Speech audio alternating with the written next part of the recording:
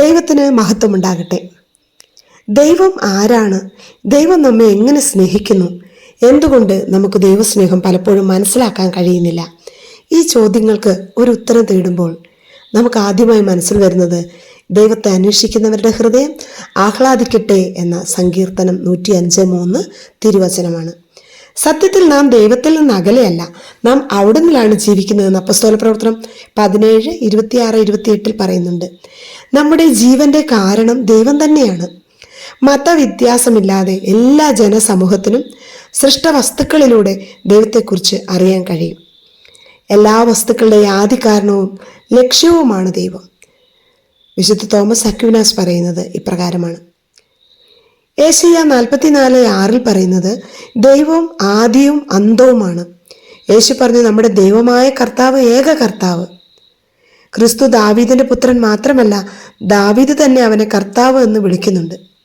ഏക കർത്താവ്. അപ്പോൾ ദൈവം ഏക കർത്താവ് അഥവാ ഏക ദൈവം എന്ന് നമുക്ക് വിശേഷിപ്പിക്കാം. യേശു ക്രിസ്തുവും പിതാവും പരിശുദ്ധാത്മാവും ചേർന്ന പരിശുദ്ധ ത്രിത്വം തന്നെയാണ് ദൈവം. ഞാൻ പിതാവിനോട് ചോദിക്കുകയും നിങ്ങളോടുകൂടെ ആയിരിക്കാൻ മറ്റൊരു സഹായകനെ നിങ്ങൾക്ക് തരികയും ചെയ്യും.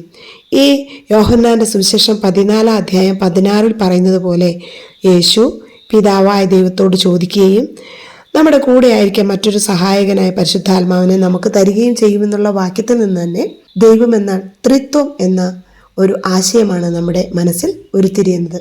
ഉൽപ്പത്തി 32:29 അങ്ങയുടെ പേരെന്നോട് പറയണമെന്ന് ഞാൻ അപേക്ഷിക്കുന്നു. ദൈവം ചോദിച്ചു, എന്തിനാണ് നീ എൻ്റെ പേരറിയുന്നത്? ദൈവം തൻ്റെ പേര് പറഞ്ഞില്ല, പക്ഷെ അവിടെ വെച്ച് ദൈവം യാക്കോബിനെ അനുഗ്രഹിച്ചു. മോശയും ദൈവത്തോട് പേര് ചോദിക്കുന്നുണ്ട്.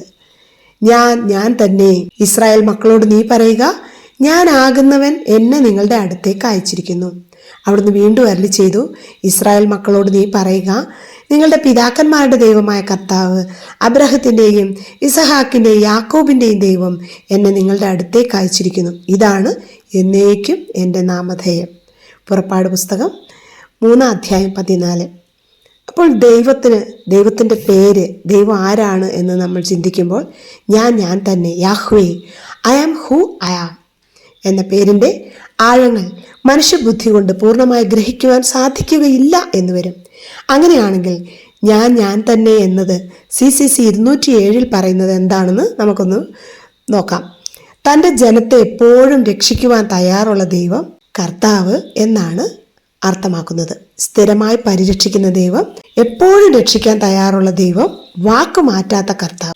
ദൈവം മോശയോട് പറഞ്ഞു, കർത്താവ് എന്ന എൻ്റെ നാമം നിന്റെ മുമ്പിൽ ഞാൻ പ്രഖ്യാപിക്കും. പുറപ്പാട് 33:18-19. കർത്താവ് എന്നാൽ വിശുദ്ധ ഗ്രന്ഥം വ്യക്തമാക്കുന്നത് കാരുണ്യവാനും കൃപാനിധിയുമായ ദൈവം, കോപിക്കുന്നതിൽ വിമുഖൻ, സ്നേഹത്തിലും വിശ്വസ്തതയിലും അത്യുദാരൻ, തെറ്റുകളും കുറ്റങ്ങളും പാപങ്ങളും ക്ഷമിച്ചുകൊണ്ട് ആയിരങ്ങളോട് കരുണ കാണിക്കുന്ന കർത്താവ് എന്നുള്ളതിന് ഒരു നിർവചനം പുറപ്പാട് പുസ്തകം 34:5-7 വരെയുള്ള വാക്യങ്ങളിൽ പറയുന്നത്. അപ്പോൾ എൻ്റെ ദൈവം എന്ന് പറഞ്ഞാൽ എനിക്ക് വ്യക്തമായി മനസ്സിലാകുന്നത് അവിടുന്ന് കാരുണ്യവാനും കൃപാനിധിയുമായ ദൈവമാണ്, കോപിക്കുന്നതിൽ വിമുഖനാണ്, സ്ഥിരമായി പരിരക്ഷിക്കുന്ന ഒരു ദൈവമാണ്, വാക്കുമാറ്റാത്തവനാണ് ഈ കർത്താവ്, എപ്പോഴും നമ്മെ രക്ഷിക്കുവാൻ തയ്യാറുള്ളവനാണ് ദൈവം എന്നുള്ളതാണ്. അങ്ങനെയെങ്കിൽ ഞാൻ തന്നെ എന്നതിനർത്ഥം ഇനിയും വിപുലമായി നാം കാണണം. അതായത് നിത്യം നിലനിൽക്കുന്നത് ഞാൻ മാത്രം എന്നാണ്. കൂടാതെ മാറ്റത്തിന്റെ നിഴലോ ഇല്ലാത്ത പ്രകാശത്തിന്റെ പിതാവാണ് ദൈവം എന്ന് യാക്കോബ് ശ്ലീഹായുടെ ലേഖനത്തിൽ 1:7 പറയുന്നുണ്ട്. അവിടുന്ന് മാറ്റമില്ലാത്തവനാണ് എന്ന് ജോബ് 23:13 വാക്യത്തിൽ പറയുന്നുണ്ട്. സങ്കീർത്തകൻ 102:25-27 പറയുക, ഭൂമിയും ആകാശവും ദൈവത്തിന്റെ കരവേലയാണ്. ഉടുപ്പ് മാറ്റുന്നത് പോലെ അങ്ങ് അവയെ മാറ്റും, എന്നാൽ അങ്ങയ്ക്ക് മാറ്റമില്ല. അങ്ങയുടെ വത്സരങ്ങൾക്ക് അവസാനമില്ല. ഞാൻ തന്നെ എന്നതിന് മറ്റൊരർത്ഥം പറയുകയാണെങ്കിൽ ദൈവം മനുഷ്യന് നൽകിയ വാഗ്ദാനങ്ങൾ എല്ലാം നിറവേറ്റും എന്നാണ്. അങ്ങയുടെ വചനത്തിന്റെ സാരാംശം സത്യം തന്നെയാണ്. അങ്ങയുടെ നിയമങ്ങൾ നീതിയുക്തമാണ്, അവ എന്നേക്കും നിലനിൽക്കുന്നുവെന്ന് സങ്കീർത്തകൻ 119:160 പറയുന്നുണ്ട്. വാഗ്ദാനങ്ങൾ എല്ലാം നിറവേറ്റുവാൻ പോകുന്ന ശക്തി ദൈവത്തിനുണ്ട്. നാം അവിശ്വസ്തരായിരുന്നാലും അവിടുന്ന് വിശ്വസ്തനായിരിക്കും. എന്തെന്നാൽ തന്നെ നിഷേധിക്കുക അവന് സാധ്യമല്ല. 2 തിമോത്തി 2:13. ഞാൻ തന്നെ എന്ന നാമധേയം ദൈവത്തിൻ്റെ ഒരിക്കലും അവസാനിക്കാത്ത സ്നേഹത്തെ പരാമർശിച്ചുള്ളതാണ്. ദൈവത്തിന്റെ സ്നേഹം അനന്തമാണ്. ദൈവം സ്നേഹമാകുന്നു എന്നാണ് വിശുദ്ധ യോഹന്നാൻ വിശേഷിപ്പിക്കുക. ദൈവത്തിന്റെ സ്വഭാവം സ്നേഹമാണ്. സ്നേഹത്തിന്റെ നിത്യമായ പങ്കുവെക്കലാണ്. CCC 221 കാണുക ഇപ്രകാരമാണ്: പിതാവും പുത്രനും പരിശുദ്ധാത്മാവും തമ്മിലുള്ള നിരന്തരമായ സ്നേഹത്തിന്റെ ഒന്നിപ്പിൽ പങ്കുചേരുവാൻ മനുഷ്യവർഗം ക്ഷണിക്കപ്പെട്ടിരിക്കുന്നു. വിവാഹത്തിന് നമ്മെ ക്ഷണിച്ചാൽ നാം പങ്കെടുക്കും. വളരെ മാന്യമായ രീതിയിൽ നമ്മൾ പങ്കെടുക്കും, അല്ലെ? പിതാവും പുത്രനും പരിശുദ്ധാത്മാവും തമ്മിലുള്ള നിരന്തരമായ സ്നേഹത്തിന്റെ ഒന്നിപ്പിൽ പങ്കുചേരുവാൻ മനുഷ്യവർഗം ക്ഷണിക്കപ്പെട്ടിരിക്കുന്നു എന്നാണ് CCC 221 ദൈവത്തെക്കുറിച്ചുള്ള നിർവചനമായി പറയുന്നത്. 1 യോഹന്നാൻ 4:16 പറയുന്നതും ദൈവം സ്നേഹമാകുന്നു, സ്നേഹത്തിൽ വസിക്കുന്നവൻ ദൈവത്തിലും വസിക്കുന്നു, ദൈവം അവനിലും വസിക്കുന്നു എന്നാണ്. പഴയ നിയമത്തിലും പുതിയ നിയമത്തിലും ദൈവം ആരാണെന്ന് നാം കാണുന്നത് ഇപ്രകാരമാണ്. ഇനി ദൈവം എങ്ങനെ സ്നേഹിക്കുന്നു? അമ്മയെക്കാൾ സ്നേഹിക്കുന്ന ദൈവം. ഏശയ്യ 49:15 പറയുന്നു, മുല കുടിക്കുന്ന കുഞ്ഞിനെ അമ്മയ്ക്ക് മറക്കാനാവുമോ? പുത്രനോട് പെറ്റമ്മ കരുണ കാണിക്കാതിരിക്കുമോ? അവൾ മറന്നാലും ഞാൻ നിന്നെ മറക്കുകയില്ല. 1 രാജാക്കന്മാർ 3:26-27 വളരെ പ്രശസ്തമായ ഒരു കഥയുണ്ട്. കുഞ്ഞിന്റെ അവകാശവാദവുമായി സോളമൻ രാജാവിന്റെ മുമ്പിൽ ന്യായം ചോദിച്ചെത്തുന്ന 2 അമ്മമാരെ നാം കാണുന്നുണ്ട്. അടുത്തടുത്ത് പ്രസവിച്ച ആൺമക്കളിൽ ഒന്ന് മരിച്ചു.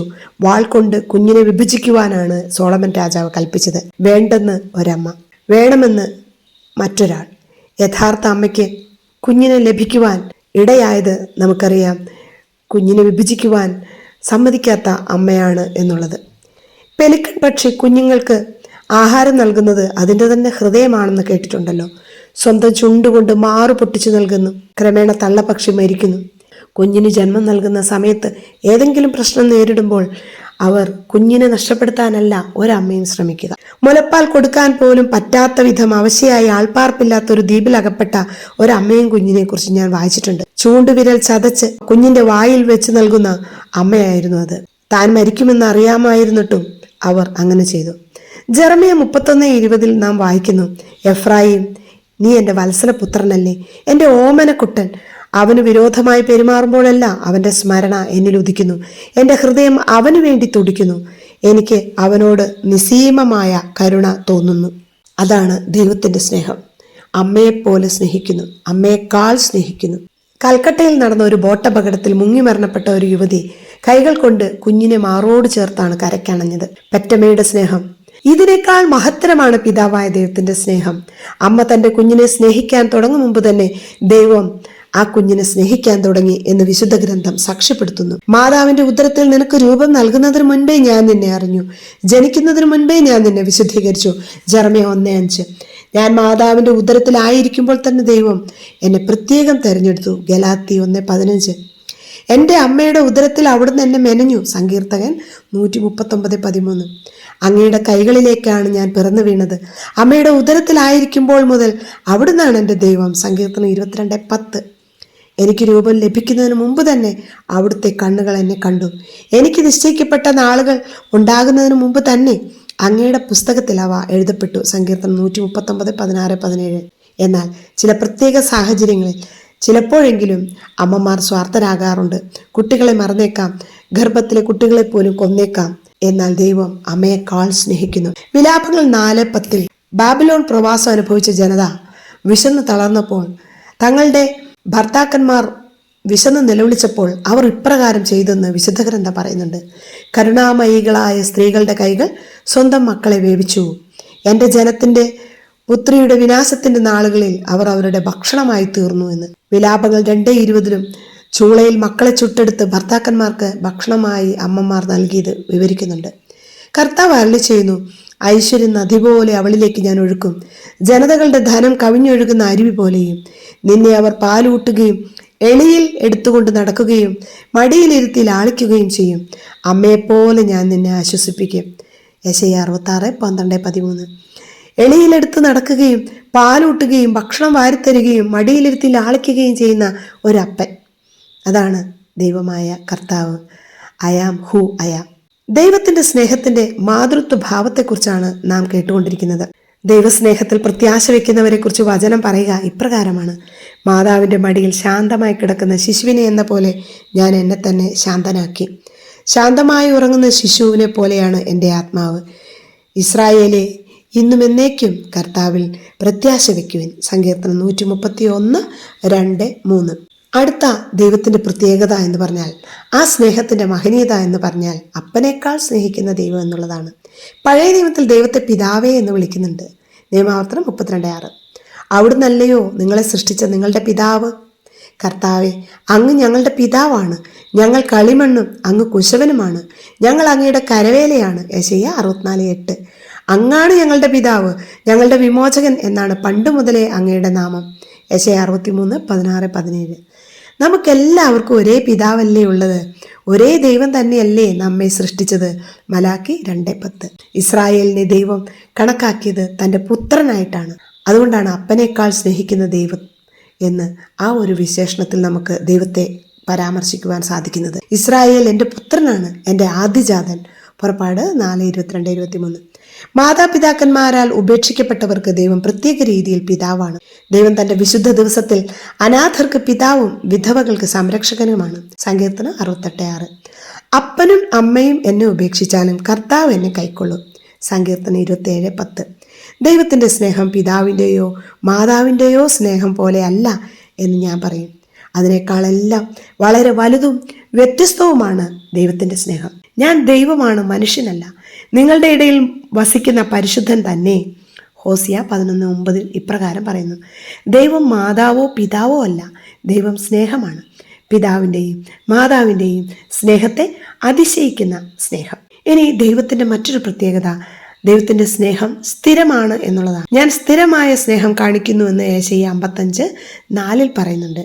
യെശയ്യാ 54:10 പറയുക, മലകൾ അകന്നു പോയേക്കാം, കുന്നുകൾ മാറ്റപ്പെട്ടേക്കാം, എന്നാൽ എൻ്റെ അചഞ്ചലമായ സ്നേഹം അനന്തമാണ്. എനിക്ക് നിന്നോടുള്ള സ്നേഹം അനന്തമാണ്, നിന്നോടുള്ള വിശ്വസ്തത അചഞ്ചലമാണ്. ജെറമ്യാ 31:3. കർത്താവിൻ്റെ സ്നേഹം ഒരിക്കലും അസ്തമിക്കുന്നില്ല, അവിടുത്തെ കാരുണ്യം അവസാനിക്കുന്നില്ല. ഓരോ പ്രഭാതത്തിലും അത് പുതിയതാണ്. വിലാപങ്ങൾ 3:22.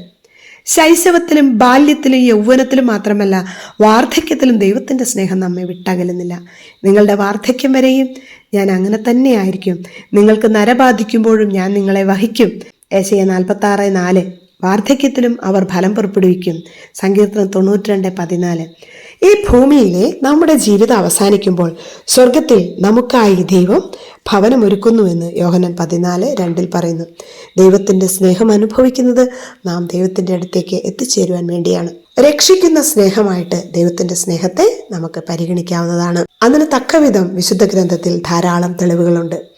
ഏത് നിരാശക്കുഴിയിൽ കിടക്കുന്നവരെയും രക്ഷിക്കാൻ അവിടത്തേക്ക് കഴിയും. ബാബിലോണിലെ സിംഹക്കുഴിയിൽ കിടന്നിരുന്ന ദാനിയേൽ പ്രവാചകന് ദൈവം അപ്പവും കറിയും ഹബക്കുക്ക് പ്രവാചകൻ വഴി എത്തിച്ചു കൊടുത്തത് നാം വായിച്ചിട്ടുണ്ട്.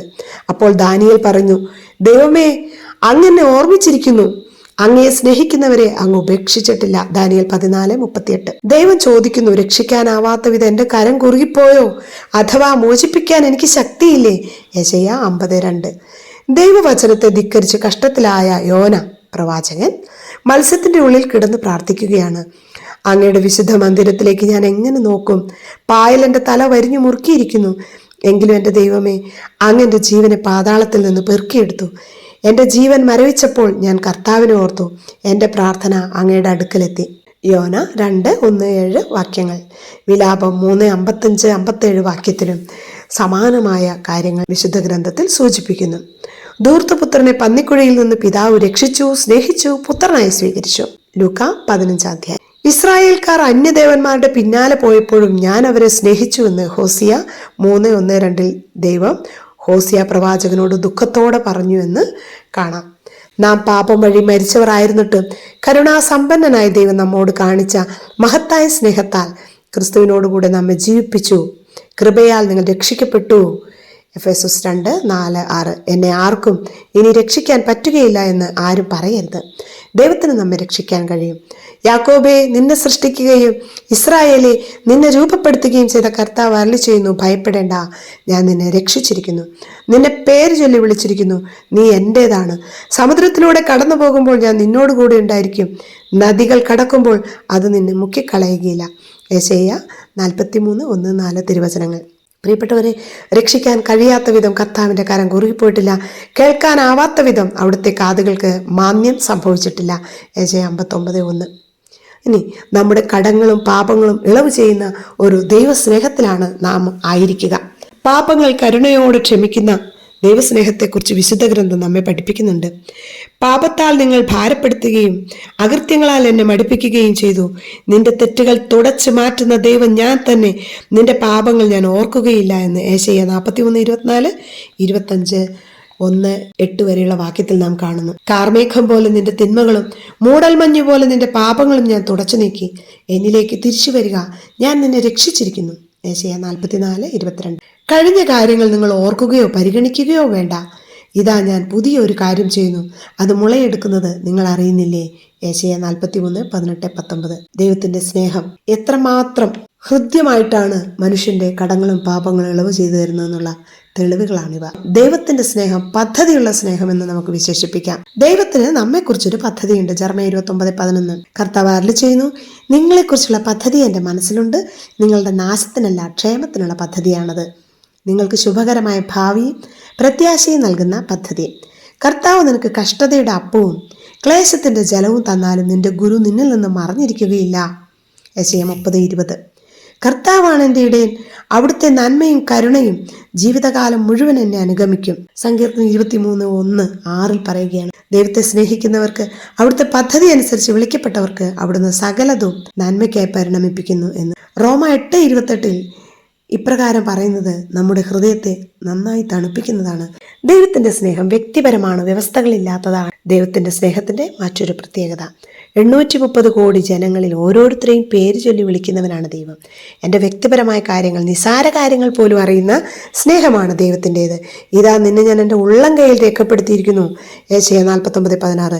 നിന്നെ പേര് ചൊല്ലി വിളിച്ചിരിക്കുന്നു, നീ എൻ്റേതാണ്. യെശയ്യാ 43:1. മറ്റൊരു പ്രധാന വസ്തുത, ദൈവം അടയാളങ്ങളിലൂടെ മനുഷ്യനെ സ്നേഹിക്കുന്നു. ദൈവം അടയാളങ്ങളിലൂടെ സ്നേഹിക്കുന്നു എന്നതാണ്. കടം വീട്ടി തീർക്കാത്ത വിധവയുടെ മക്കളെ അടിമകളാക്കാതിരിക്കാൻ ഏലീശ വഴി എണ്ണ വർദ്ധിപ്പിച്ച് എണ്ണ വിറ്റ് കടം വീട്ടുകയും ഉപജീവനത്തിന് വക കണ്ടെത്താൻ സഹായിക്കുകയും ചെയ്യുന്ന ദൈവസ്നേഹം നമുക്ക് 2 രാജാക്കന്മാർ 4:1-7 വരെയുള്ള വാക്യങ്ങളിൽ കാണാം. ആ വിധവയെ രക്ഷിച്ച ഏലീശായിലൂടെ പ്രവർത്തിച്ച അടയാളം എണ്ണ വർദ്ധിപ്പിക്കുക എന്നത്. നാം വിശുദ്ധ ഗ്രന്ഥത്തിൽ വീണ്ടും വായിക്കുന്നുണ്ട്, ഷൂനേമിലെ ധനികയുടെ മകനെ അവളുടെ വീട്ടിലെത്തി ഉയർപ്പിക്കുന്ന, രോഗബാധിതനായി മരണപ്പെട്ട ആ മകനെ ഉയർപ്പിക്കുന്ന ഏലീശായെ നമുക്ക് കാണാൻ സാധിക്കും. ദൈവം അയച്ച ഏലീശ.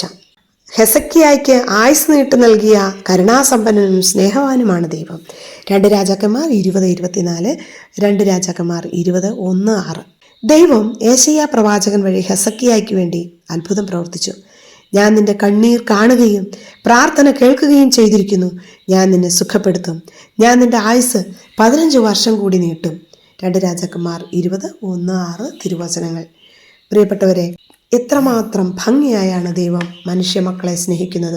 നിഷ്കളങ്കയും ദൈവഭക്തിയുമായ സൂസന്നയുടെ മരണത്തിൽ കലാശിക്കുമായിരുന്ന ദുരാരോപണം തെളിയിക്കാൻ ദൈവത്തിൻ്റെ സ്നേഹ സംരക്ഷണത്തിനായി ദാനിയേൽ പ്രവാചകൻ ആത്മാവിൽ പ്രേരിതനായി എത്തുന്നത് ദാനിയേലിൻ്റെ പുസ്തകത്തിൽ 13-ാം അധ്യായത്തിൽ 42-43 തിരുവചനങ്ങളിൽ നമ്മൾ കാണുന്നുണ്ട്. ദാഹിച്ചു വലഞ്ഞ ഇസ്രായേൽ ജനത്തിന് വെള്ളം നൽകുന്ന ദൈവസ്നേഹം, പാറയിൽ നിന്ന് ജലം നൽകുന്നു, കാടപ്പക്ഷിയെ നൽകുന്നു, അഗ്നിസ്തംഭമായും മേഘസ്തംഭമായും അവരെ സംരക്ഷിക്കുന്ന, കൈപിടിച്ചു നടത്തുന്ന ഒരു ദൈവസ്നേഹത്തിൻ്റെ പാരമ്യത നമുക്ക് പഴയ നിയമഗ്രന്ഥം തുറന്നു വയ്ക്കുന്നുണ്ട്.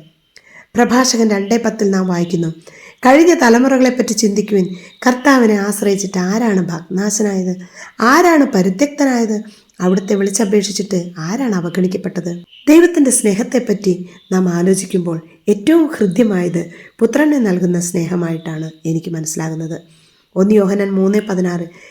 പ്രവാചകനെയും ന്യായാധിപന്മാരെയും രാജാക്കന്മാരെയും അയച്ച ദൈവം ഒടുവിൽ തൻ്റെ പുത്രനെ തന്നെ പാപമോചനത്തിനായി മാനവവർഗത്തിൻ്റെ രക്ഷയ്ക്കായി നൽകുന്നു. എന്തെന്നാൽ അവനിൽ വിശ്വസിക്കുന്ന ഏവനും നശിച്ചു പോകാതെ നിത്യജീവൻ പ്രാപിക്കുന്നതിനു വേണ്ടി തൻ്റെ ഏകജാതനെ നൽകാൻ തക്കവിധം ദൈവം ലോകത്തെ അത്രമാത്രം സ്നേഹിച്ചു. പിതാവിൻ്റെ വാഗ്ദാനം എന്നാണ് പരിശുദ്ധാത്മാവ് അറിയപ്പെടുക. പ്രത്യാശ നമ്മെ നിരാശരാക്കുന്നില്ല. കാരണം നമുക്ക് നൽകപ്പെട്ടിരിക്കുന്ന പരിശുദ്ധാത്മാവിലൂടെ ദൈവത്തിൻ്റെ സ്നേഹം നമ്മുടെ ഹൃദയങ്ങളിലേക്ക് ചൊരിയപ്പെട്ടിരിക്കുന്നു. റോമ 5:5. മറ്റൊരു ദൈവസ്നേഹത്തിൻ്റെ സവിശേഷത നമ്മെ പുത്രനും പുത്രിയുമാക്കുന്ന ദൈവസ്നേഹം. വിശുദ്ധ ഗ്രന്ഥം പറയുന്നു, കണ്ടാലും എത്ര വലിയ സ്നേഹമാണ് പിതാവ് നമ്മോട് കാണിച്ചത്, ദൈവമക്കളെന്ന് നാം വിളിക്കപ്പെടുന്നു, നാം അങ്ങനെയാണ് താനും. 1 യോഹന്നാൻ 3:1. ദൈവാത്മാവിനാൽ നയിക്കപ്പെടുന്നവരെല്ലാം ദൈവത്തിൻ്റെ പുത്രന്മാരാണ്. നിങ്ങളെ വീണ്ടും ഭയത്തിലേക്ക് നയിക്കുന്ന അടിമത്തത്തിൻ്റെ ആത്മാവിനെയല്ല, മറിച്ച് പുത്രസ്വീകാര്യത്തിൻ്റെ ആത്മാവിനെയാണ് നിങ്ങൾ കൈക്കൊണ്ടിരിക്കുന്നത്. ഈ ആത്മാവ് മൂലമാണ് നാം ആബാ പിതാവേ എന്ന് വിളിക്കുന്നത്. നാം ദൈവത്തിൻ്റെ മക്കളാണെന്ന് ഈ ആത്മാവ് നമ്മുടെ ആത്മാവിനോട് ചേർന്ന് സാക്ഷ്യം നൽകുന്നു. നാം മക്കളെങ്കിൽ അവകാശികളുമാണ്, ദൈവത്തിൻ്റെ അവകാശികളും ക്രിസ്തുവിൻ്റെ കൂട്ടവകാശികളും. പരിശുദ്ധാത്മാവിനാൽ നിറയുന്ന വ്യക്തിക്ക് ദൈവസ്നേഹത്തെക്കുറിച്ച് സംശയം ഉണ്ടാവുകയില്ല. കൂടാതെ ദൈവത്തെ സ്നേഹനിധിയായ പിതാവായി കാണാൻ ശക്തി ലഭിക്കുന്നു. സൃഷ്ടിച്ച് പരിപാലിക്കുന്ന ദൈവസ്നേഹത്തിൻ്റെ മഹത്വമാണ് നാം തുടർന്ന് കാണുക. ദൈവം മനുഷ്യനെ തൻ്റെ ഛായയിൽ സൃഷ്ടിച്ചു. ഉൽപ്പത്തി 1 26-27 തിരുവചനങ്ങൾ. സൃഷ്ടാവ് മാത്രമല്ല ദൈവം, പരിപാലകൻ കൂടിയാണ്. തൻ്റെ മുമ്പിൽ നിഷ്കളങ്കരായി വർത്തിക്കുന്നവർക്ക് വേണ്ടി ശക്തി പ്രകടിപ്പിക്കുവാൻ കർത്താവിൻ്റെ ദൃഷ്ടികൾ ഭൂമിയിലുടനീളം പായുന്നു. 2 ദിനവൃത്താന്തം 16:9. കർത്താവ് ദൈവഭക്തരുടെ ചുറ്റും പാളയമടിച്ച് അവരെ സംരക്ഷിക്കുന്നു. സങ്കീർത്തനം 34:7. സൃഷ്ടിച്ച് പരിപാലിക്കുന്ന ദൈവസ്നേഹത്തിൻ്റെ കീഴിലായിരിക്കുകയാണ് നാം ഓരോരുത്തരും. മറ്റൊരു പ്രത്യേകത തിരഞ്ഞെടുക്കുന്ന സ്നേഹമാണ്. ദൈവത്തിൻ്റെ നിയോഗത്തെയും തിരഞ്ഞെടുപ്പിനെയും ബഹുമാനിക്കുവാൻ മാത്രമാണ് സൃഷ്ടികളായ നമുക്ക് സാധിക്കൂ. മനുഷ്യൻ ബാഹ്യരൂപത്തിൽ ശ്രദ്ധിക്കുന്നു, കർത്താവാകട്ടെ ഹൃദയഭാവത്തിലും. 1 സാമുവേൽ 16:7 നാം കാണുന്നുണ്ട്, ജസ്സയുടെ മകൻ ദാവീദിനെ രാജാവാക്കാൻ സാമുവേൽ പ്രവാചകൻ കുഴലിൽ തൈലം നിറച്ച് നടന്നത്. തെരഞ്ഞെടുപ്പ് പൂർത്തിയാക്കാനാണ് അദ്ദേഹം പ്രയത്നിച്ചതത്രയും. ഒരുവൻ കുശവന്റെ കയ്യിലെ മൺപാത്രമായിരിക്കെ തൻ്റെ സൃഷ്ടാവിനെ എതിർത്താൽ അവന് ഹാ കഷ്ടം. കളിമണ്ണ് തന്നെ മെനയുന്നവനോട് നീ എന്താണ് ഉണ്ടാക്കുന്നതെന്നോ നീ ഉണ്ടാക്കിയതിന് കൈപ്പിടിയുണ്ടോ എന്ന് ചോദിക്കാറുണ്ടോ? യെശയ്യാ 45:9. ദൈവം സ്വന്തം ഇഷ്ടമനുസരിച്ച് ഓരോ അവയവവും ശരീരത്തിൽ ക്രമപ്പെടുത്തിയിരിക്കുന്നുവെന്ന് 1 കൊരിന്തോസ് 12:18 പറയുന്നുണ്ട്. തെരഞ്ഞെടുക്കപ്പെട്ടവരാണ് നാം എന്ന് സൂചിപ്പിക്കുകയാണ്. ദൈവത്തിൻ്റെ തെരഞ്ഞെടുപ്പുകൾക്കും പദ്ധതികൾക്കും നിന്നു കൊടുക്കുവാനുള്ള ഭാഗ്യം ആണ് ഓരോ മനുഷ്യൻ്റെയും ഏറ്റവും വലിയ അവന് ലഭിച്ച ഔദാര്യം. യെശയ്യാ 57:17-18 തിരുവചനങ്ങളും ഹോസിയ 11:7-9 തിരുവചനങ്ങളും ധിക്കാരികളെ കൂടി ഉൾക്കൊള്ളുന്ന ദൈവത്തിൻ്റെ സ്നേഹവും കരുണയും നമ്മൾ മനസ്സിലാക്കുന്നുണ്ട്. കൂടാതെ മുഖം നോട്ടമില്ലാത്ത സ്നേഹമാണ് അവൻ്റേത്. ദൈവത്തിന് മുഖം നോട്ടമില്ല എന്ന് റോമാ 2:11-16 നാം കാണുന്നുണ്ട്. കൂടെ ആയിരിക്കുന്ന സ്നേഹം ആണ് ദൈവത്തിൻ്റെ മറ്റൊരു പ്രത്യേകത. കൂടെ ആയിരിക്കുന്ന സ്നേഹം. കായേനെ അന്വേഷിച്ചു വരുന്ന ദൈവത്തെ നമ്മൾ ഉൽപ്പത്തി 4:9 കാണുന്നുണ്ട്. അബ്രാഹത്തെ ഉൽപ്പത്തി 15:1 നാം വായിക്കുമ്പോൾ ഞാൻ നിനക്ക് പരിചയമായിരിക്കും എന്നുള്ള പിന്തുണ കൊടുക്കുന്നതായിട്ടാണ് നാം വായിക്കുന്നത്. ഇസഹാക്കിനോട് പറയുക, ഞാൻ നിന്റെ കൂടെ ഉണ്ടായിരിക്കും, നിന്നെ അനുഗ്രഹിക്കും എന്നാണ് ഉൽപ്പത്തി 23:3-23. മോശയെയും ജോഷുവയെയും അനുഗമിക്കുന്ന ദൈവത്തെ പുറപ്പാട് 33:14-15 ജോഷുവ 14:9 നാം കാണുന്നുണ്ട്. ദൈവം മനുഷ്യവർഗത്തിന്റെ കൂടെ ആയിരിക്കുന്നതിൽ സന്തോഷിക്കുന്നു. ഇനി എന്തുകൊണ്ടാണ് ചിലർ ദൈവസ്നേഹം ഗ്രഹിക്കുന്നില്ല? ഒരു ജാറിനകത്ത് പാനീയം നിറച്ചിട്ടുണ്ടെങ്കിൽ അതിൽ നിന്ന് നമുക്ക് കുടിക്കാൻ പാനീയം ലഭിക്കണം. എന്നാൽ ജാറ് നന്നായി കഴുകാത്തതിനാൽ ജാറിൽ നിറയെ പാനീയം ഉണ്ടായിട്ടും കുടിക്കാൻ ചെന്നവർക്ക് അത് കിട്ടിയില്ല. കാരണം ഒരു ചെറിയ തവള അതിനകത്ത് കയറിയിരുന്നതാണ്. ആരും അറിഞ്ഞുമില്ല. ചൂടുള്ള പാനീയം ഒഴിച്ചപ്പോൾ തവള ചത്തു. അങ്ങനെ പാനീയം വരാതെയായി. പ്രിയപ്പെട്ടവരെ, ജീവിത ക്ലേശങ്ങൾ, സമ്പത്ത്, ധനമോഹം, സുഖഭോഗങ്ങൾ, മരണം, വേർപാടുകൾ ഒക്കെ നമ്മെ ഞാൻ എത്ര ദുർഭകൻ, കർത്താവിൻ്റെ യാതനകൾക്ക് മേൽ ദുഃഖം കുന്നുകൂട്ടുന്നു, നെടുവീർപ്പുകളാൽ ഞാൻ തളരുന്നു എന്ന് പറയിക്കുന്നു. ജെറമ്യാ 45:3. ദൈവം അറിയാതെ ചെറിയൊരു മുടിനാര് പോലും വീഴുകയില്ല. എന്തുകൊണ്ട് എന്നിങ്ങനെ ആർക്കും ചോദിക്കുവാൻ സാധിക്കുകയില്ല എന്ന് പ്രഭാഷകൻ 39:17 പറയുന്നുണ്ട്. ദൈവം എല്ലാം നന്മയായി മാറ്റുമെന്ന് ഉൾക്കൊണ്ട് ദൈവത്തെ സ്തുതിച്ചാൽ ദൈവസ്നേഹത്തിൽ നിറയാൻ പറ്റും. പരാജയം, പരിഹാസം, തകർച്ച, പ്രതീക്ഷിക്കാത്ത നാശനഷ്ടങ്ങൾ ദൈവത്തിൽ നിന്ന് നമ്മെ അകറ്റും. ധനവാന്മാരാകണം, സമ്പത്ത് നേടണമെന്ന് ആഗ്രഹിക്കുന്നവർ പ്രലോഭനങ്ങളിലും കെണിയിലും മനുഷ്യനെ അധപതനത്തിലേക്കും നാശത്തിലേക്കും തള്ളിയിടുന്ന നിരവധി വ്യാമോഹങ്ങളിലും നിബന്ധിക്കുവാൻ ഇടവരുത്തുന്നുവെന്ന് 1 തിമോത്തി 6:9 പറയുന്നുണ്ട്. സമ്പത്തൊരു തിന്മയല്ല, പാപവിമുക്തമെങ്കിൽ സമ്പത്ത് നല്ലതാണ്. പ്രഭാഷകൻ 13:24. സമ്പത്തിൻ്റെ ശരിയല്ലാത്ത ഉപയോഗം ഒരാളെ ദൈവസ്നേഹത്തിൽ നിന്ന് മാറ്റി നിർത്തുന്നു. അതുപോലെ തന്നെ സുഖഭോഗങ്ങൾ. ഹൃദയവിശുദ്ധി കൂടാതെ ആർക്കും ദൈവത്തെ ദർശിക്കാൻ സാധിക്കുകയില്ല. നിങ്ങൾ എത്ര പ്രാർത്ഥിച്ചാലും ഞാൻ കേൾക്കുകയില്ല. നിങ്ങളുടെ കരങ്ങൾ രക്തപങ്കിലമാണ്. നിങ്ങളെ തന്നെ കഴുകി വൃത്തിയാക്കുവിൻ. നിങ്ങളുടെ ദുഷ്കർമ്മങ്ങൾ നീക്കിക്കളയുവിൻ. എൻ്റെ സന്നിധിയിൽ നിന്ന് നിങ്ങളുടെ ദുഷ്കർമ്മങ്ങൾ നീക്കിക്കളയുവിൻ. നിങ്ങളുടെ അകൃത്യങ്ങൾ അവസാനിപ്പിക്കുവിൻ. എല്ലാവരോടും സമാധാനത്തിൽ വർദ്ധിച്ച് വിശുദ്ധിക്ക് വേണ്ടി പരിശ്രമിക്കുവിൻ. ഹെബ്രായർ 12:14. ദുഷ്ടന് ഒരിക്കലും സമാധാനം ഉണ്ടാവുകയില്ല. ഏശയ്യാ 48:22. നിന്റെ അകൃത്യങ്ങൾ നിന്നെയും ദൈവത്തെയും തമ്മിൽ അകറ്റിയിരിക്കുന്നു. നിന്റെ പാപങ്ങൾ അവിടുത്തെ മുഖം മറച്ചിരിക്കുന്നു. അതിനാൽ അവിടുന്ന് നിന്റെ പ്രാർത്ഥന കേൾക്കുന്നില്ല. എങ്ങനെ ദൈവസ്നേഹം അനുഭവിക്കാം? ദൈവസ്നേഹം അനുഭവിക്കുവാൻ വചന പാലനം, നന്ദി പ്രകാശനം, സ്തുതിയുടെ ജീവിതം, വളരെ അധികമായി ദൈവത്തെ സ്നേഹിക്കുക, വിശ്വസ്തമായ ജീവിതം എന്നിവ വഴി വളരെ എളുപ്പം സാധിക്കുന്നതാണ്. മുമ്പിലും പിമ്പിലും അവിടുന്ന് എനിക്ക് കാവൽ നിൽക്കുന്നുണ്ട്. അവിടുത്തെ കരം എൻ്റെ മേലുണ്ട്. ഈ അറിവ് എന്നെ വിസ്മയിപ്പിക്കുന്നു. എനിക്ക് അപ്രാപ്യമാം വിധം അത് ഉന്നതമാണ്. സങ്കീർത്തനം 139:5. ഞാൻ ശാന്തമായി കിടന്നുറങ്ങുന്നു, ഉണർന്നെഴുന്നേൽക്കുന്നു, എന്തെന്നാൽ ഞാൻ കർത്താവിൻ്റെ കരങ്ങളിലാണ്. കർത്താവിനെ ആശ്രയിക്കുന്നവനെ അവിടുത്തെ സ്നേഹം വലയം ചെയ്യുന്നു. സങ്കീർത്തനം 32:10. അവൻ സ്നേഹത്തിൽ എന്നോട് ഒട്ടി നിൽക്കുന്നതിനാൽ ഞാൻ അവനെ രക്ഷിക്കും. സങ്കീർത്തനം 91:4. ദൈവത്തിന് പ്രതിസ്നേഹമായി ഞാൻ എന്ത് കൊടുക്കും? സങ്കീർത്തനം 116:12. പ്രിയപ്പെട്ടവരെ, ആവിലായിലെ ത്രേസ്യ പുണ്യവതി ഇങ്ങനെ എഴുതുന്നു: എന്നെ ഒന്നും പ്രയാസപ്പെടുത്തുന്നില്ല, എന്നെ ഒന്നും ഭയപ്പെടുത്തുന്നുമില്ല. കാരണം എല്ലാം കടന്നു പോകുന്നു. ദൈവം മാത്രം നിത്യം നിലനിൽക്കുന്നു. ക്ഷമാപൂർവം കാത്തിരുന്നാൽ എല്ലാം നന്മയായി മാറും. ദൈവം കൂടെയുള്ളവർക്ക് ഒന്നിനും കുറവുണ്ടാവുകയില്ല. ദൈവം മാത്രം മതി എനിക്ക്. ദൈവം അനുഗ്രഹിക്കട്ടെ. ദൈവത്തിന് മഹത്വം ഉണ്ടാകട്ടെ. ആമേൻ.